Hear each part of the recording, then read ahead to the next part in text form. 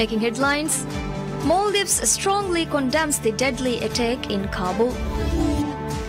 Foreign Minister holds bilateral consultations with his counterparts of 3 African countries. And Gender Minister returns to Maldives after concluding her visit to Laos as the special envoy of the President Abdullah Yamin Abdul Qayyum.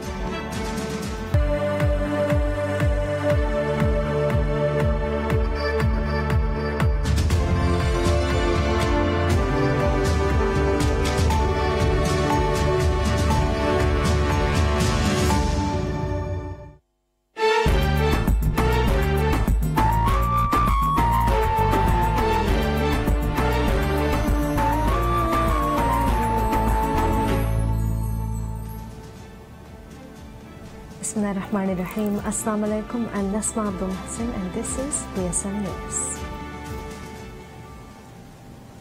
The government of Maldives strongly condemns the deadly attack in Kabul. Ministry of Foreign Affairs stated that the government strongly condemns the barbaric terrorist attacks in Kabul, killing innocent lives and destroying infrastructure. At least 95 people were killed and 158 wounded in the blast, which was claimed by Taliban militant group a week after they claimed a deadly attack on the city's Intercontinental Hotel.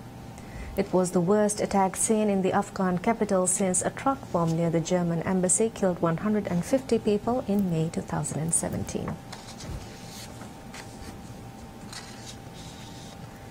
Minister of Foreign Affairs Dr. Mohammed Asim holds bilateral consultations with his counterparts of 3 African countries.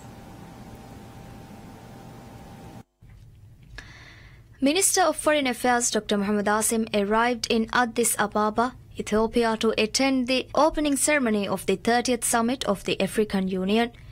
During the visit to Addis Ababa, Minister will hold bilateral consultations with his counterparts from African countries on the sidelines of the African Union Summit. Upon arrival to Ethiopia, Maldivian Foreign Minister was welcomed by State Minister at the Ethiopian Foreign Affairs Dr. Aklilu Haile Michael and Minister of Government Communication Affairs Dr. Nejeri Lencho.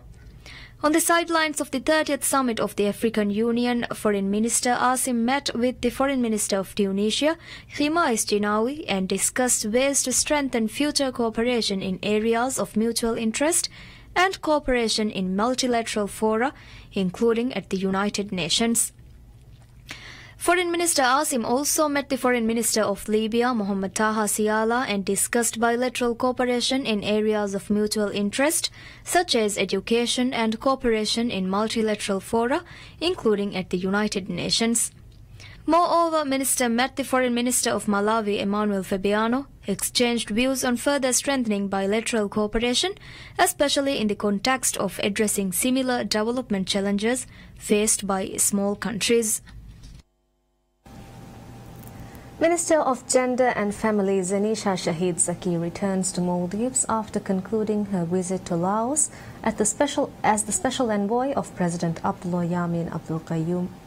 During her visit, Minister Zenisha paid a courtesy call on the Minister of Foreign Affairs of Laos, Selumze Komesit. Both ministers underscored their intentions to strengthen bilateral ties between the 2 countries and agreed to explore new avenues of cooperation, including on social affairs. Discussions were also held on collaboration on a range of international issues, especially within the United Nations.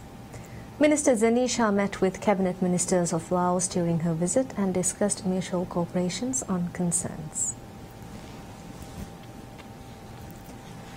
Maldives Airports Company Limited MACL decides to send 8 employees to Singapore for work experiences under its initiative Overseas on the Job Training Program. The Overseas Training Program was initiated by MACL in collaboration with SATS Singapore. According to MACL, the trainings will be conducted in Changi Airport of Singapore, adding that the training will cover important areas of airport operation.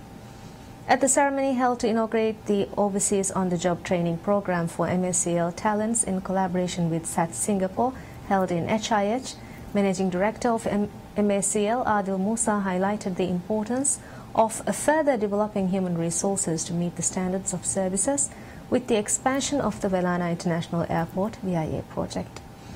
Adil Musa stated that in this regard, the trainings with SATS Singapore will enable their staff to attain the best practices in the field and enhance the services provided in BIA. Speaking at the ceremony, Senior Vice President of SATS Singapore mentioned the developments brought to the aviation sector of the Maldives and noted that VIA has achieved a lot within the past few years. A special committee of MACL selected 8 employees under a specified criterion for a 3-month-long training program of MACL and SATS Singapore. Minister of Health Abdullah Nazim Ibrahim states the importance of further familiarizing the public on the Domestic Violence Act. Addressing the opening ceremony of the National Conference on Research in Domestic Violence, Health Minister Abdullah Nazim Ibrahim said that it is crucial for all the stakeholders to work together in a well-based system, adding that domestic violence can only be eliminated by doing so. Minister Nazim stated that to stop gender violence, a strong foundation must be built within the families and society. The minister noted that one of the important steps towards fighting violence can be taken within families. Continuing on, Minister Nazim cited that it is vital to familiarize the public on the laws and acts out in place regarding violence. The 2-day National Conference on Research in Domestic Violence is held jointly by the United Nations Development Programme UNDP, Ministry of Gender and Family Protection Authority, FPA, in Hotel Jen. According to FPA, the conference will bring together key organizations and practitioners from across the country to share knowledge, experiences and challenges in addressing domestic violence and identify areas for collaboration and promoting comprehensive responses to all forms of domestic violence. FPA revealed that the conference will provide an excellent platform to highlight the latest research, practical experience and innovation in domestic violence prevention, response and advocacy. The main aim of organizing a national conference on domestic violence is to promote action to end violence against women and girls around the world. During the inauguration ceremony, FPA will launch its website and mobile application for domestic violence.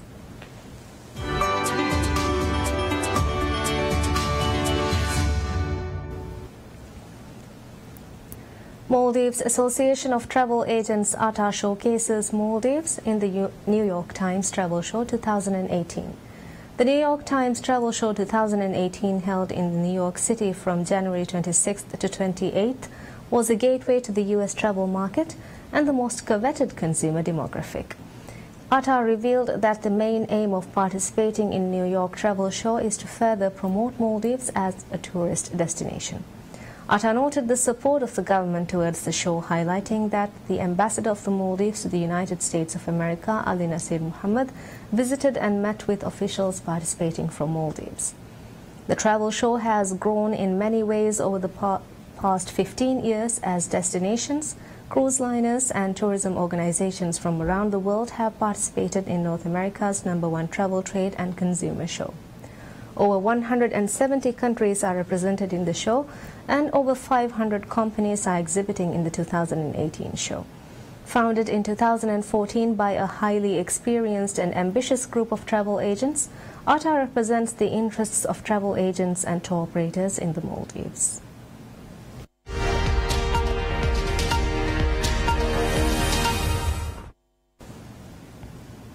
Dense fog envelops northern India, reducing visibility drastically and hitting movement of traffic on roads. The temperature dipped to 5 degrees Celsius in Uttar Pradesh state, while the mercury hovered around 6 degrees Celsius in the capital. People in Moradabad city of the state lit bonfires, wore woolen hosiery and sipped hot tea to keep themselves warm. Residents in Gorakhpur braved a biting cold and crazy winds as they stepped out in the morning to head to work. Indian capital New Delhi was also engulfed by dense fog. Reportedly, 18 trains have been cancelled, while 38 trains were facing delays and 5 were rescheduled due to low visibility or operational reasons. Vehicles were seen plying on roads with their headlights switched on. Temperatures in northern parts of the Indian subcontinent skirting the Himalayan foothills dipped drastically during the months of December and January, mostly due to seasonal western disturbances.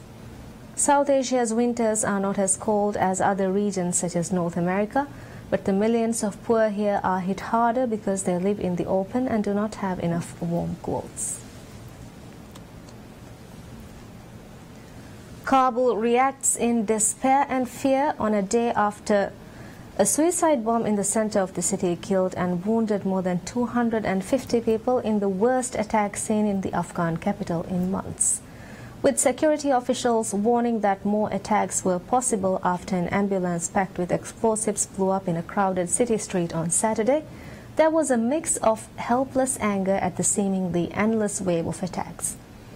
At least 95 people were killed and 158 wounded in the blast, which was claimed by the Taliban a week after they claimed a deadly attack on the city's Intercontinental Hotel. It was the worst attack seen in the Afghan capital since a truck bomb near the German embassy killed 150 people in May. After a deadly week in which an office of the aid group Save the Children in the eastern city of Jalalabad was also attacked, President Ashraf Ghani's Western-backed government has faced growing pressure to improve security.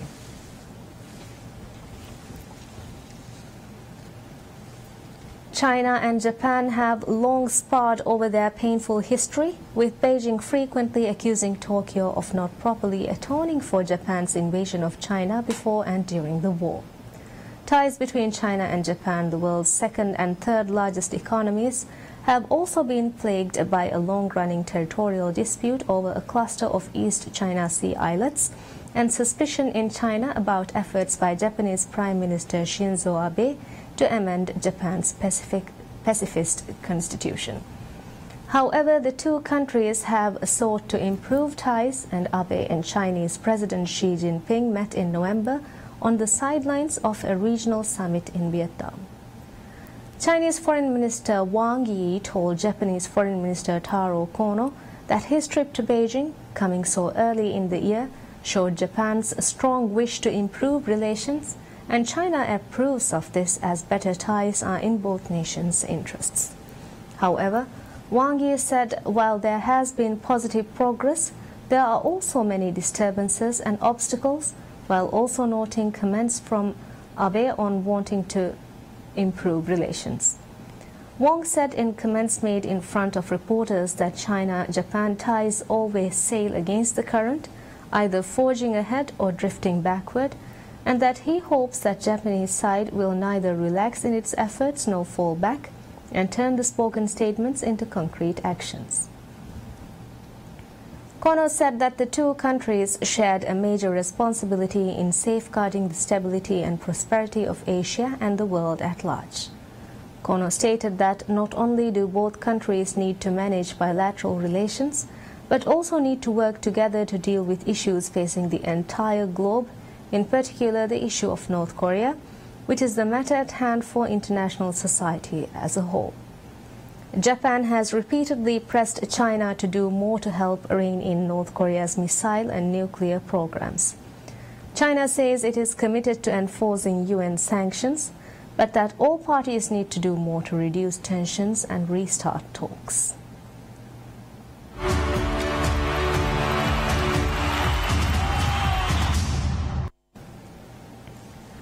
Hamburg holds Leipzig to draw while Borussia Dortmund snatches a point against Freiburg. Leipzig were held to a 1-1 home draw against strugglers Hamburg in the Bundesliga to slip into fourth position at the table. The home side took an early lead through Bruma's 9th-minute header and nearly doubled their lead through John Kevin Augustin, who shot narrowly wide. Hamburg, languishing one place above the bottom but playing their first game under new coach Bernd Hollerbach, drew level in the 29th minute with a quick and direct counter-attack that allowed Filip Kostic to round the goalkeeper and put the visitors back in the game. Leipzig pushed forward in the second half but had few good chances to win all the 3 points. Meanwhile, Borussia Dortmund snatched a last gasp 2-2 draw at home to Freiburg after Nils Petersen's outrageous lob almost gave the Black Forest side a famous win. Dortmund, fifth with 31 points, remained winless since the winter break, but it could have been worse. They started well with Shinji Kagawa hooking home in the 9th minute after the ball ricocheted around the Freiburg area, but Petersen turned in Yannick Herrera's cross at the near post to level in the 21st minute. The game took an unexpected win in the 68th minute when Dortmund's Nuri Sahin sent a pass straight to Petersen, who saw Roman Buaki off his line and lobbed the ball over the startled Dortmund goalkeeper from 35 meters. Jeremy Tolhan spared Dortmund a fourth home defeat of the season with a stoppage time equalizer after a poor Freiburg clearance. Dortmund forward Pierre-Emerick Aubameyang, linked with a move to Arsenal in the January transfer window, made his first appearance of the year after being dropped for the last 2 games, but he failed to add to his tally of 13 league goals. Moreover, runaway Bundesliga leaders Bayern Munich hit back after falling 2 goals behind in 12 minutes to hammer Hoffenheim 5-2 and stay on course for a 6th successive league title. Hoffenheim threatened to hand Bayern their first home league defeat of the season as they made a flying start at the Allianz Arena. Mark Hughes put Hoffenheim ahead from a rebound after Serge Gnabry saw his penalty saved by Sevan Ulrich. Then Gnabry added the second with a low shot from outside the area. But it turned out to be a false alarm for the Bavarians, who were level before the half-hour mark as Robert Lewandowski diverted Joshua Kimmich's shot into the net before Jerome Boateng headed in from a corner. Bayern, who have 50 points from 20 games and a 16-point lead over Schalke, cruised home with second-half goals from Kingsley Coman, Arturo Vidal and Sandro Wagner.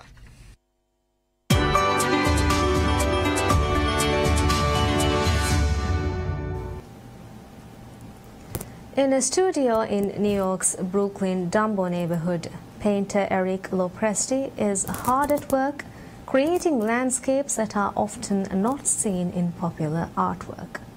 He paints nuclear weapons testing sites and their environment.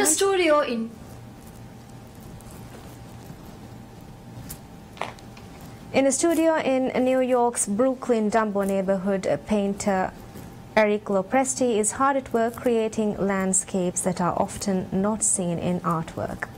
He paints nuclear weapons, testing sites and their environment to bring more understanding and help deal with fear that nuclear weapons elicit. In a studio in New York's Brooklyn Dumbo neighborhood, painter Eric Lopresti is hard at work creating landscapes that are often not seen in popular artwork. He paints nuclear weapons testing sites and their environment to bring more understanding and help deal with fear that nuclear weapons elicit. Well, everyone thinks of a mushroom cloud, right? But actually, most nuclear weapons tests are underground. Even the ones in North Korea are underground. As a culture, we really don't have a good image of what that is. And as a painter, when something so important seems to have no visualization in the cultural imagination, that's where I feel I can step in and bring something to the table, because what I do is visualize things. Lopresti grew up in eastern Washington state near the Hanford site, which made plutonium. His father worked on post-blow-up cleanups. Lopresti says nuclear weapons were created by people with high ethical standards who truly wanted to help the humankind and therefore are expression of creativity that he wants to explore. They are terrifying, and yet they are somewhat paradoxical. They've been around for a while, but they seem to have these sides where they will either destroy the world or they'll never be used. So as an artist, I find that very interesting. I think also they're somewhat misunderstood. Our image of nuclear weapons is somewhat misunderstood. And for an artist, you know, all I am about is visualizing things that are hard to understand. He adds he hopes for the latter. Lopresti will show his works in an exhibit called An Ocean of Light at Burning Water Gallery in New York. These things are something that we've created as a culture that are incredibly dangerous, but they're also emblems of our highest hopes for world peace. So in a way, as an artist, and I'm not a policymaker, I'm not a politician, I'm not a scientist, but as an artist, I'm inclined to see these things as things that people created, that groups of people who are ethically inclined, who are ambitious, engineers, scientists, who are trying to do their very best, they put together these things, and I think that in some ways that makes them artifacts of creativity just as much as paintings are. And that's all we have for you right now. Thank you for watching. Have a very pleasant day.